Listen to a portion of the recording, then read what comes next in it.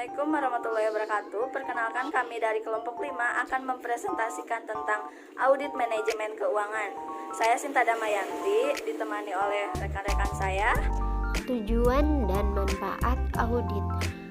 Ada beberapa tujuan yang dapat dicapai melalui audit manajemen keuangan, yaitu yang pertama, menilai ketetapan strategi dan kebijakan keuangan yang ditetapkan perusahaan, baik kebijakan investasi, operasi, maupun kebijakan pendanaan. Yang kedua, menilai apakah dokumentasi peraturan, pemantauan, dan pelaporan manajemen keuangan telah memadai sebagai elemen-elemen penting dalam kerangka kerja manajemen keuangan, termasuk perencanaan atau penganggaran, kebijakan pengembangan keuangan, akuntansi dan pelaporan keuangan, pemantauan atau monitoring, akuntabilitas dan pengandalian, serta penilaian terhadap pendapatan dan beban. Yang ketiga, menilai ekonomisasi, efisiensi, dan efektivitas tata kelola keuangan perusahaan, baik aktivitas investasi, operasi, maupun aktivitas pendanaan. Apakah telah sesuai strategi dan kebijakan keuangan yang telah ditetapkan? Manfaat yang diperoleh dari audit ini adalah: 1. Deskripsi tentang ekonomisasi, efisiensi, dan efektivitas tata kelola keuangan perusahaan saat ini. Yang kedua, kekurangan-kekurangan yang masih memerlukan perbaikan dalam tata kelola keuangan perusahaan. Yang ketiga, diperolehnya umpan balik untuk mencegah terjadinya kerugian karena kurang baiknya tata kelola keuangan perusahaan. Baik, materi selanjutnya akan dibacakan oleh saya tentang ruang lingkup audit.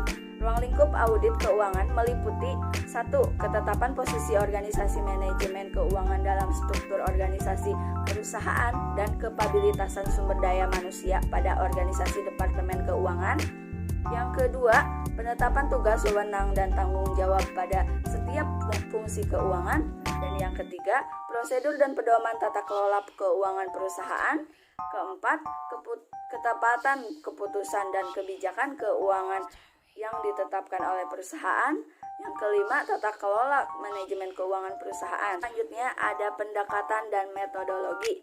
Beberapa pendekatan yang sesuai dengan audit manajemen keuangan antara lain: yang pertama, pengujian terhadap ketetapan kebijakan tata kelola keuangan. Yang kedua, penilaian keselarasan tujuan dan program-program manajemen keuangan dengan tujuan perusahaan secara keseluruhan. Yang ketiga, penilaian terhadap ekonomisasi, efisiensi, dan efektivitas pelaksanaan program-program manajemen keuangan. Ya, ada beberapa teknik pengumpulan data sesuai meliputi: 1. Review terhadap dokumen-dokumen penting. 2. Wawancara terhadap beberapa personil kunci. Dan ketiga, audit di lokasi atau observasi. Selanjutnya di sini saya akan menjelaskan mengenai tujuan dan fungsi manajemen keuangan serta audit organisasi manajemen keuangan. Tujuan dan fungsi manajemen keuangan terdiri menjadi 4. Yang pertama yaitu mendapatkan dana yang tepat dalam jumlah yang memadai. Artinya, jika perusahaan tidak mempunyai dana saat dibutuhkan, maka tidak akan dapat merealisasikan proses operasi yang telah ditetapkan, dan tingkat profitabilitas perusahaan tidak tercapai sesuai dengan yang diharapkan. Nah, jadi perusahaan harus mempunyai modal yang permanen seperti modal penyertaan untuk menghindari beban bunga dan kewajiban untuk membayar pokok pinjaman. Yang kedua, penggunaan dana dengan tepat. Penggunaan dana secara tidak tepat menyebabkan tidak maksimalnya kontribusi dana yang dimiliki karena terjadi potensi manfaat yang hilang. Maka dari itu, perencanaannya harus matang dan analisis biaya serta manfaat harus ditetapkan terlebih dahulu sebelum proyek tersebut direalisasikan. Yang ketiga, meningkatkan profitabilitas. Di sini perencanaan dan pengendalian keuangan perusahaan bertujuan untuk meningkatkan profitabilitas perusahaan tersebut. Jadi, jika dana dapat dimanfaatkan secara efektif dan efisien, maka profitabilitas meningkat. Yang keempat, memaksimalkan nilai perusahaan. Nilai perusahaan merefleksikan besarnya hak pemilik yang terbentuk dari akumulasi laba dan setoran pemilik kepada perusahaan.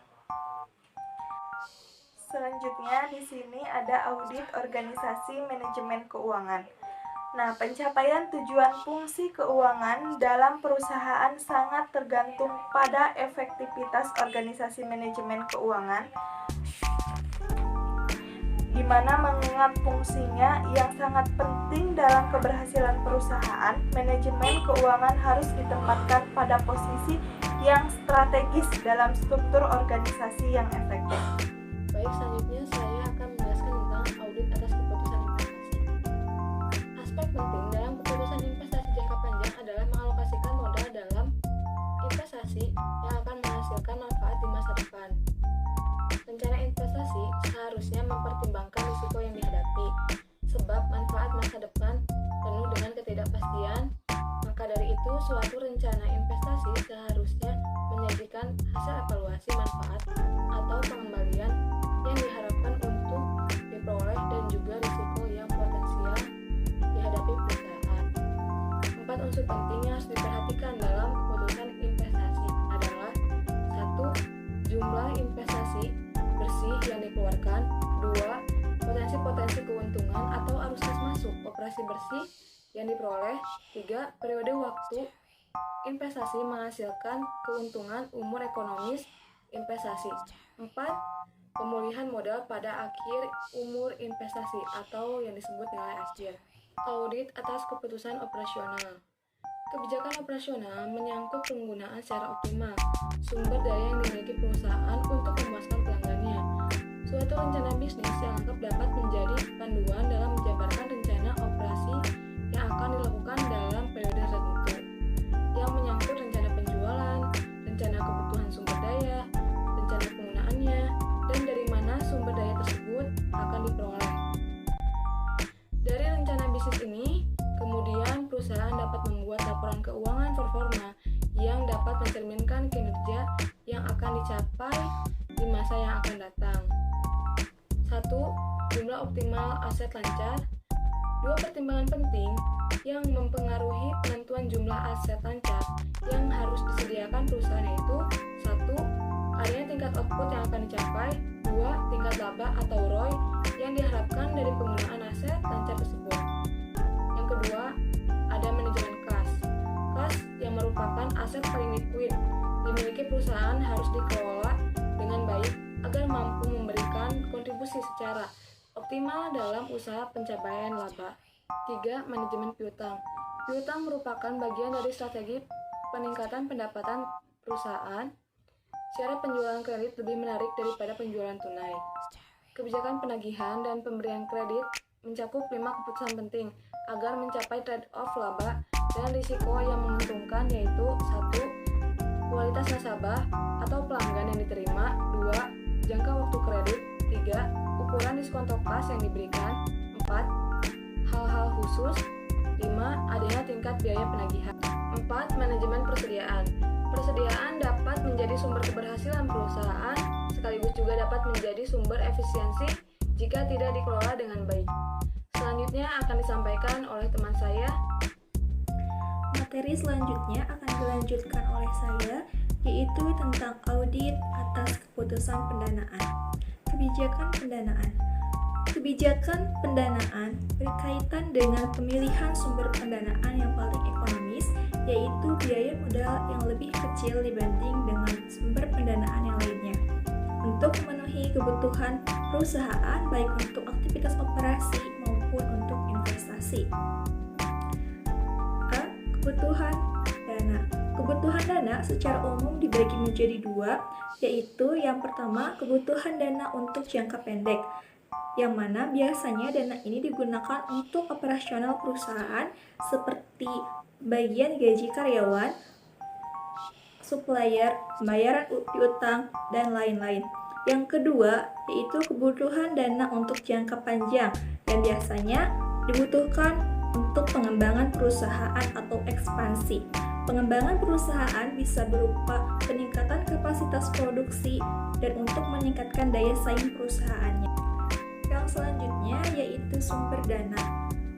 Sesuai dengan tujuan penggunaannya, sumber dana dikelompokkan menjadi dua.